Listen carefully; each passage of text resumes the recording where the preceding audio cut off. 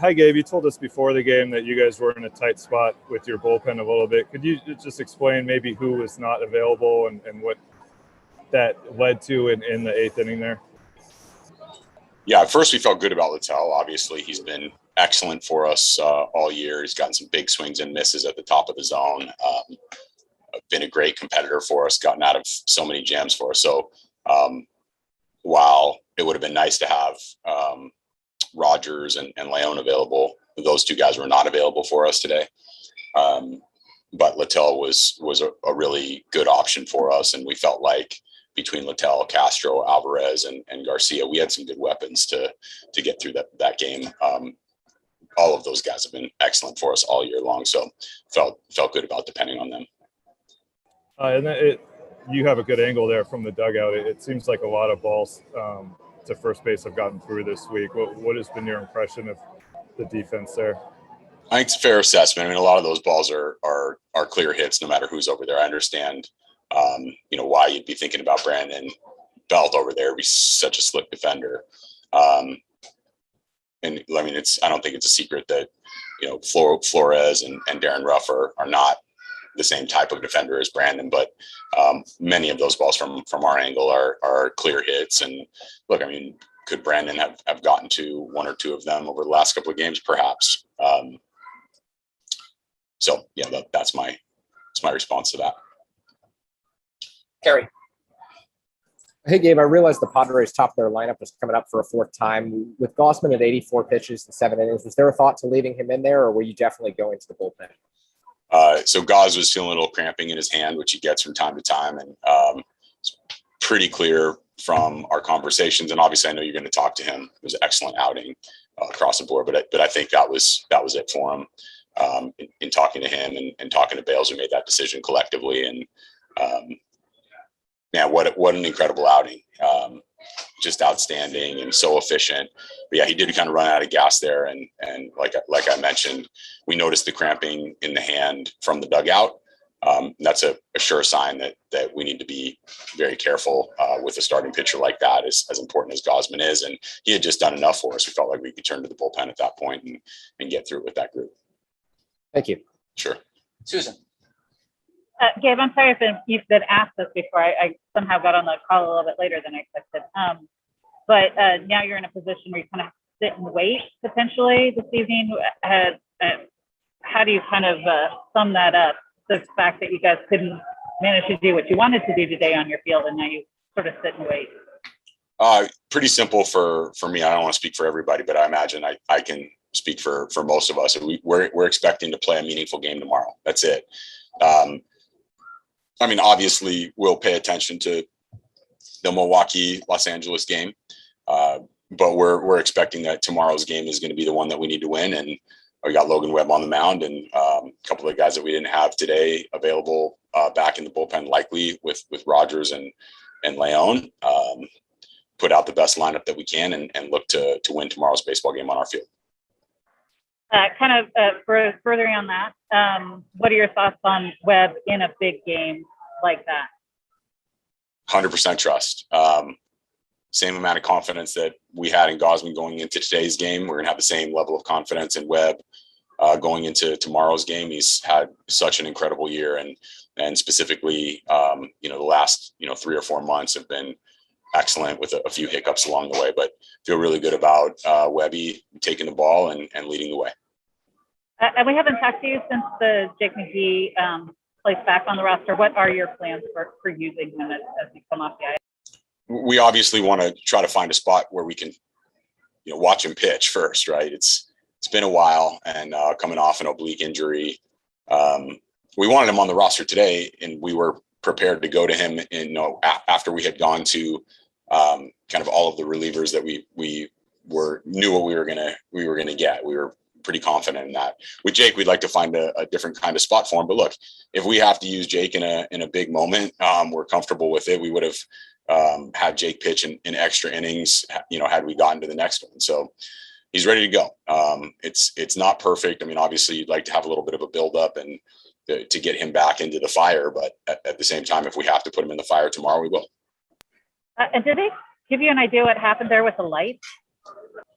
Joe West mentioned prior to the inning that he wanted the lights on. So he asked us in the dugout to call the press box and turn on the lights before the start of the top half of the inning. So both teams would be playing with the lights on. We were having a hard time getting a hold of the press box. Nobody was answering the phone. And so then there was the pause on the mound. And, I think our dugout became a little bit frustrated just because we didn't want Doval standing out there waiting. Went out and talked to Joe, was telling him that we can't get anybody on the phone and we need to start the inning. And just at that point, the lights came on. So we were fine. John. Just curious, where will you be watching this game tonight? I haven't even decided. I don't know. I mean, my inclination is I'll be at the clubhouse, but I don't know. Okay. And how good was the San Diego pitching? This is a team that's been struggling for several days. Do you give them credit? Well, it's a challenge, right? Because they've been struggling, and in some cases they've struggled a lot throughout the year. And but the talent never goes away. So the ability to, for a Musgrove start like the one he had against our lineup, which was really good. Some of their relievers, Melanson, Hill, to name a few, but others as well. Daniel Hudson. These guys are, really, really talented. It's part of the reason everybody viewed the Padres as so dangerous, because they do have the ability to throw out a 1-4 like they threw out there today with Grisham, Tatis, Machado, and Cronenworth. And they do have back end of the bullpen guys who are very capable of getting it done. And they do have a guy that can match up with anybody in the league in Joe Musgrove. So while you don't expect it all to come together like it did today, you also know that it's a real possibility. So yeah, you do give them some credit. I'm ready to get ready for tomorrow's game at this point. Yeah. I'm not trying to get out of here, by the way. I'm very comfortable continuing to talk. That's where I am with the Padres. Just one more. What your philosophy? I mean, it's a fine line. Butting with a guy in second, no outs in the 10th. In this case, Duggar is at the plate. So it's a real challenge, right? A couple factors that come into play. Number one, Melanson is very difficult to bunt with a cutter bearing in on your hands, a sharp 12-6 curveball, and Duggar at the plate, a guy that can, pull the ball in the air, pull the ball to the right side, beat out a single, potentially score the run. There's a couple considerations. Also, I don't think I'm, telling you guys something you don't know, but Duggar struggled to execute sacrifice bunts, and so it's an area of development for him, and even with all of that, I think there's a lot of value in trying to win the game, taking 3 cracks at hitting a ball in the gap down the line with Duggar, Posey, and one of the more clutch hitters in the game in Wilmer Flores. Could you make a case that a sacrifice bunt is a smart play there? You definitely can. Thank you. Last one, Jerry. Yeah, for Doval to go to an inning where he actually gives up a couple hits and gets through it, as opposed to recently when he's just been blowing through everybody. How big of a deal is that in his development? Yeah, no, I mean, I still thought he looked great, and his slider was very sharp. Got some swings and misses, and I didn't think anything was crushed by any means, but they put a couple of good swings on him. They were aggressive. They knew that they were going to get fastballs. It was tough with the shadows. They were going to swing early in the count. They got a couple of hits. All right. That's all we have. All right, Thanks, cool. Gabe. Thanks. Gary. Hey, Kevin, first off, just how do you feel physically? Gabe said that one of the reasons you came out was because of some hand cramping. Yeah, it was just a really hot day. That last inning, I threw a lot of splits and just, the middle of my hand was kind of cramping up a little bit. But, I felt like, we have such a good bullpen too that, in that situation, it's almost like, maybe we go with those guys anyways. But yeah, it's it's been weird this year. Majority of my day games, if I go deep in the game, usually when I'm done, I got some bad cramping going on, but just try to drink more, I guess. And how are you feeling just generally knowing, I mean, you turned in a great performance today and you guys had a chance to clinch, didn't get it done, and now could be spending the next few hours watching the Dodgers? Yeah, obviously we would have liked to punch our ticket today and kind of do it ourselves. But, that's baseball. And, I thought we played a hell of a game, all around.